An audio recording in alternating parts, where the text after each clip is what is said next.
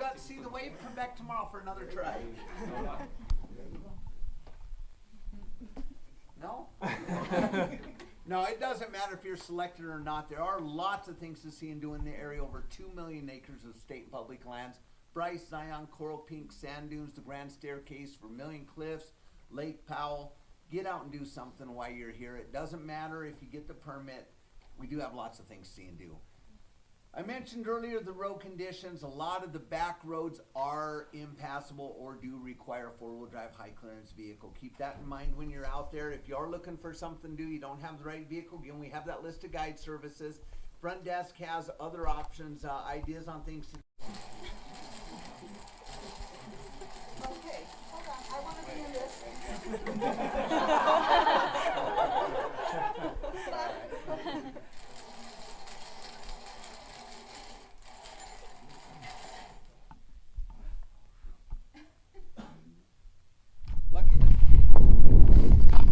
Here we go. We are here in this car park. This is the beginning of the wave trail, the legendary wave hiking trail that you need to go on a lottery to get in. Possibly, I've never heard of such things of,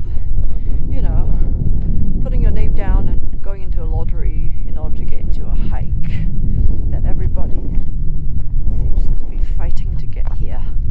But the government is trying to preserve the natural beauty, I suppose, so that's why they put such procedure in place. But we were so lucky, 4 of us won the lottery yesterday, as 4 of the 10 people. I think they only let in 20 people per day into the park, and 10 of them you can apply online and 10 you can apply in person. I actually had no idea about this hike before coming here, but it's one of our travel buddies that did all the research and found out this is one of the places, and we just thought, why not we just put our names down and see if we win the lottery. And so we're here. Yesterday actually we were at the Wire Pass trailhead, which was quite scary. As you see, one of the videos that I did, it was pretty scary at one of the points that it's a huge drop down, but the view was absolutely stunning. It's one of the canyons. And today we're here in the waves. It's probably going to be pretty stunning, the view, as what we saw on the internet. Totally untouched. We're in the absolute wilderness area. There's no trails, nothing, no signposts. Well, as we mentioned last time in the video, that we were in a lecture for 1.5 hours of the ranger telling us what you need to bring. You need to eat bananas or eat whatever. You need to bring your nuts. You need to bring your stuff. You need to bring all sorts of stuff and all the safety procedures and all the things. And we were sitting there in the room for 1.5 hours listening to all the things that he had to say about trails. So yeah, today we'll see what happens. This trail is around 4 hours long. The actual height is 4 hours in the return, but it's going to take probably 6 hours. Hanging around and checking out the areas. So we'll see how it goes.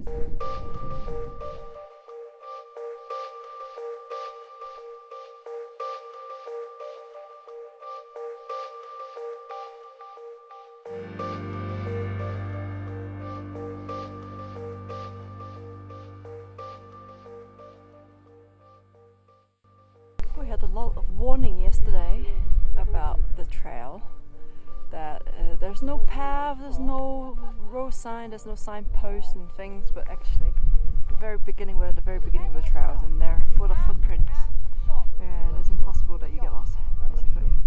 But I think it's too early to say it. We'll see.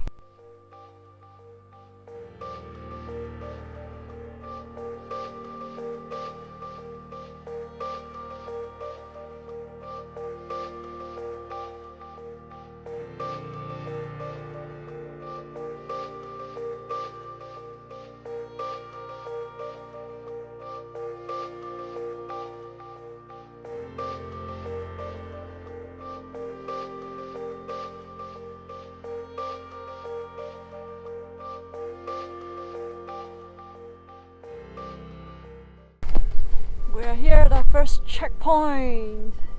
Checkpoint. Checkpoint, everybody. Checkpoint. And nobody's here. Well, there's only 20 people allowed to be on this trail every day. I think 20 people, yes. Absolutely empty wilderness.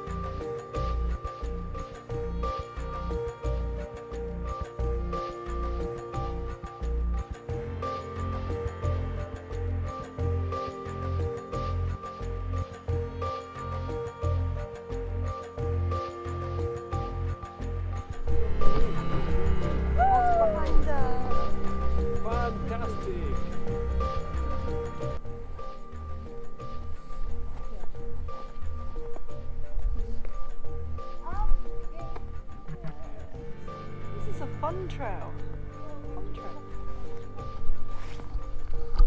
Really, really fun hiking trails. Just every single corner is different. Every single corner. You have a new rock formation. Just make sure that you follow the compass coordinate, because otherwise you can get lost.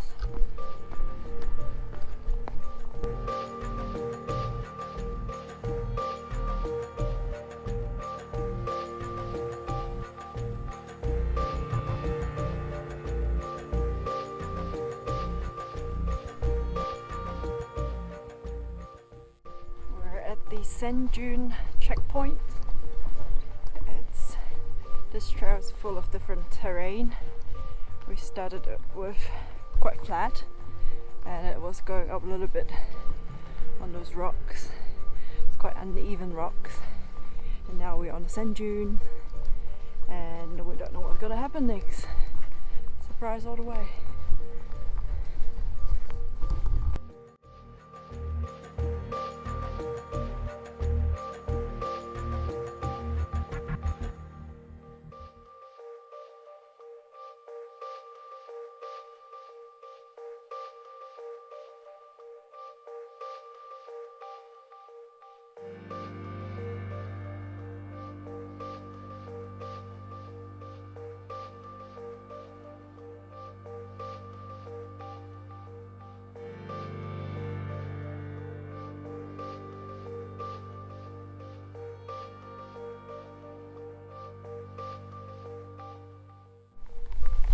So apparently we arrived at the waves, and this is the area on the map.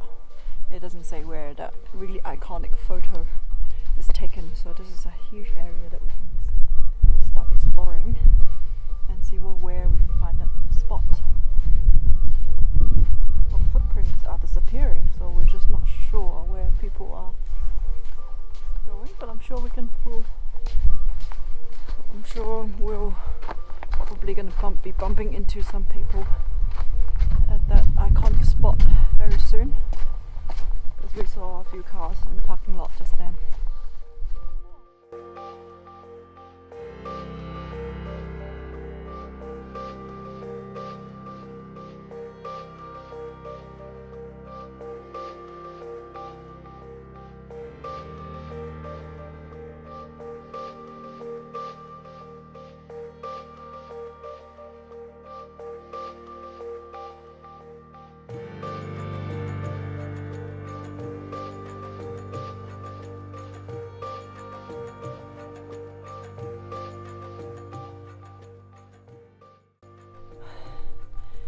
A bit of a climb, and it's very uneven surface.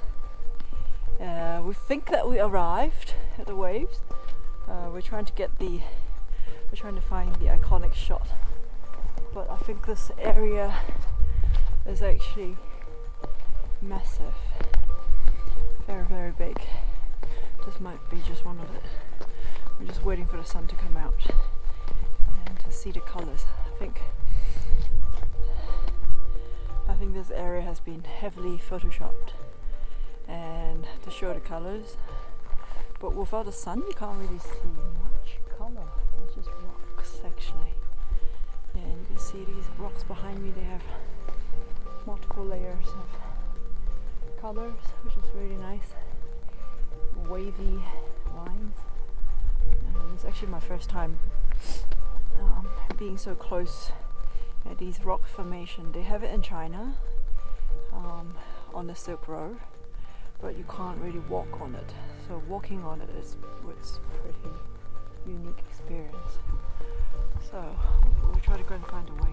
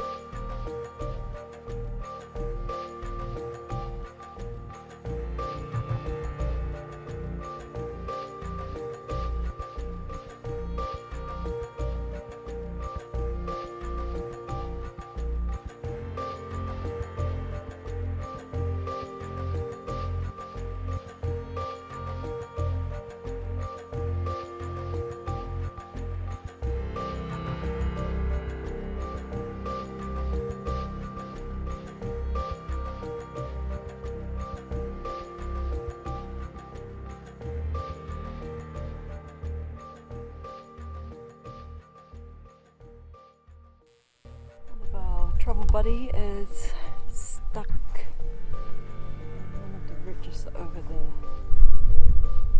So this area is highly uneven, so you just need to know where you are. Just be very careful where you are stepping, because sometimes you may be able to climb up, but you might not be able to go down.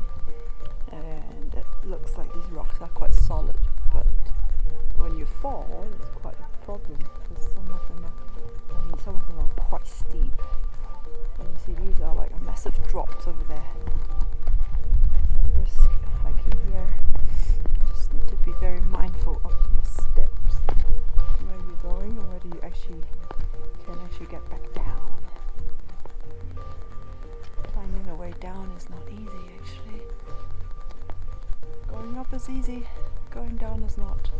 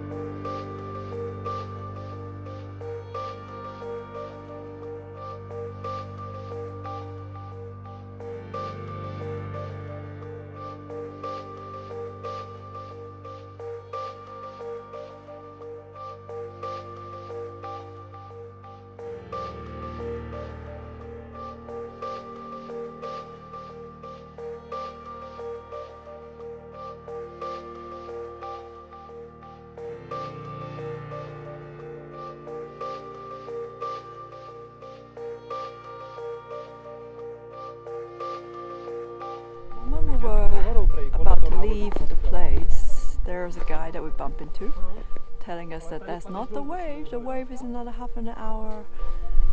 It's another half an hour walk, and we are going to go and find it right now at 2 o'clock.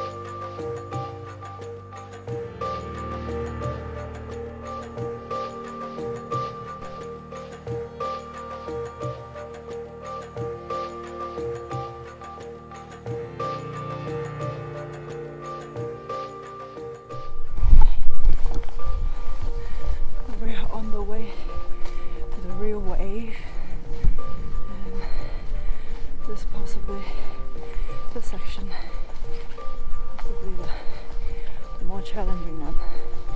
Let's just keep going up all the way until the end.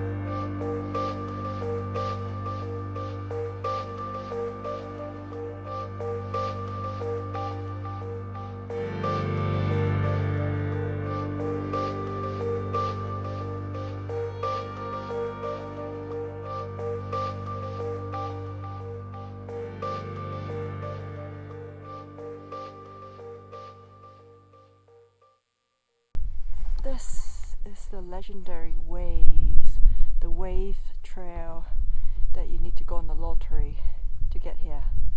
And only 20 people a day are allowed to be here. And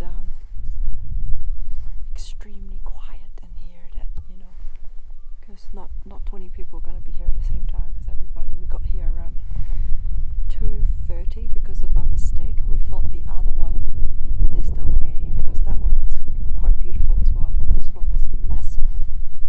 The whole area is wavy lines and curvy, wavy color hills, and it's around, I would say, 1 hour, maybe one and a half hours, or one hour 45 minutes to this place here.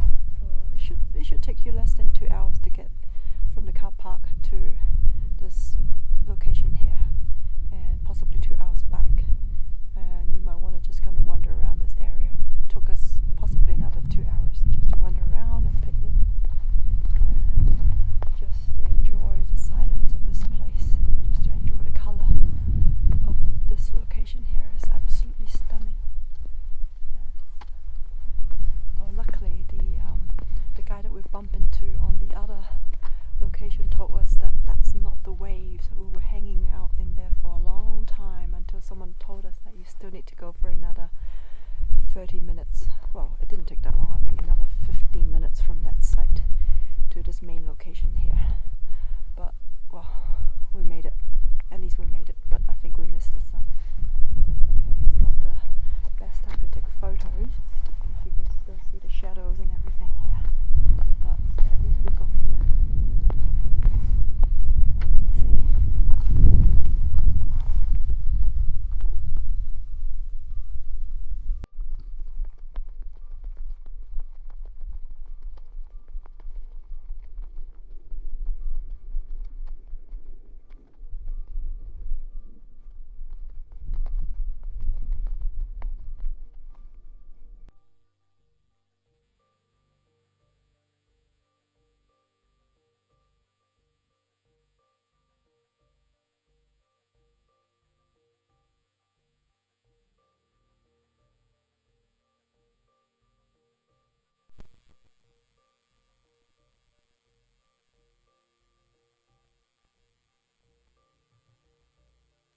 Mission completed. We have finished the wave trail. Actually, it just took us probably just 1 hour. Just 1 hour to get back from the main site where you can see the wave, and to the starting point of the trail. Not at the car park, but where you see the sign. It only takes 1 hour. So this trail overall is not for everybody. It's first of all, you need a good orientation skills to know where you're going, following the maps, and if you have a compass, that's much better, because you can get lost quite easily actually. Just need to follow the maps that you were given, and then you just need to be fit enough to walk through all the terrain, because that's most of the time you're walking actually on sand dunes, and it's very exhausting. And there are quite a few parts that's actually going uphill.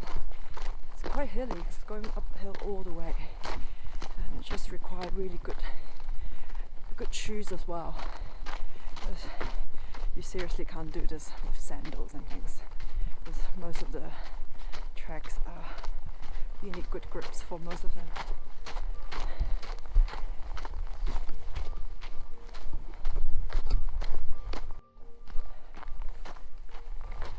I think really this trail is best to be done in winter. Cannot imagine doing this in summer. It must be super hot, and you really need 8 liters of water as suggested by the ranger. But I suppose carrying 2 gallons, I think 2 gallons is what, 8 liters, is gonna weight you down. I think you're gonna have problems.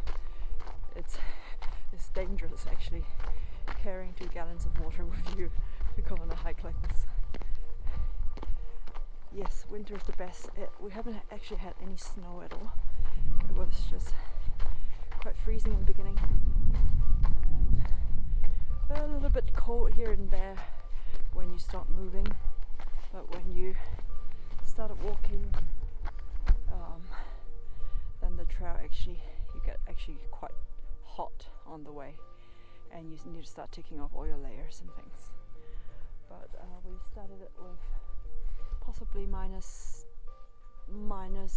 2 or 3 degrees Celsius, and it goes all the way up a little bit, maybe I would guess like 5 degrees or something like that. I didn't need to take off my jacket at all the whole way. So this is the wave. This is the trail, and we successfully finished it.